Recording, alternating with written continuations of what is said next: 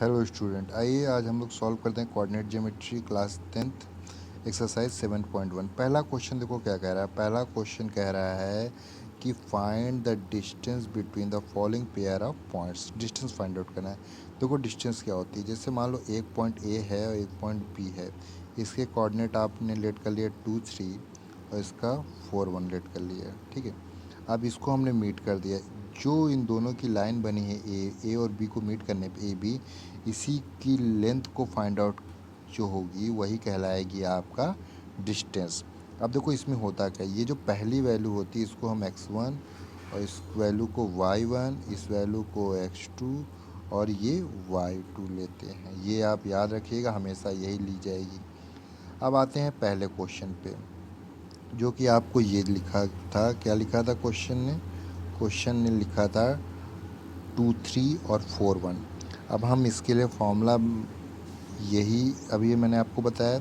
अब हम इसमें वैल्यू कैसे रखते हैं वो देखिए। पहली वैल्यू आपको 2 और 3 दी गई है, ये आपकी x1 है और ये y1 है। दूसरी वैल्यू आपको दी गई है 4 और 1 है, ये आपका x2 है और ये y2 है। ये सारी वैल्यू मैंने इस वाले पे पुट कर दी। जब इससे पुट कर दी तो आपने देखा कि x1, ये सारी वैल्यू पुट करने पे जो मेरा सॉल्व हुआ है x1 की जगह पे मैंने क्या पुट किया 2 और y1 की जगह -4, x2 की जगह पे 3 और y2 की जगह पे -1। यहाँ पे जब मैंने इसको सॉल्व किया तो ये मेरा कितना आ गया -2 और +2 का होल स्क्वायर। दोनों का करने पे कितना होता है 448 हो गया। और जब इसको सॉल्व किया तो हमने आ रहा 2 रूट हो गया। दूसरा क्वेश्चन देखते हैं। दूसरा क्वेश्चन कह रहा है कि -5 और 7 और -1 और 3 इसके बीच में डिस्टेंस फाइंड आउट करना था।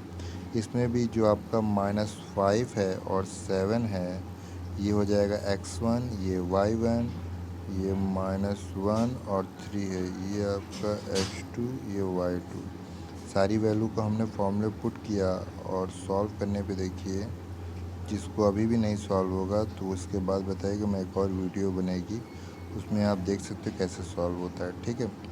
फिर इसी तरीके से हमने थर्ड क्वेश्चन को भी सॉल्व कर लेते हैं, फिर इसके क्वेश्चन नंबर सेकंड।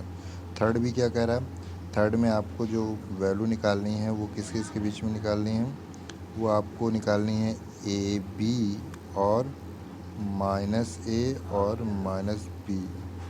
तो अब यहाँ पे हो गया x1 y1 x2 y2, सारी वैल्यू हमने पुट की और सॉल्व की तो हमारा आंसर ये आ गया।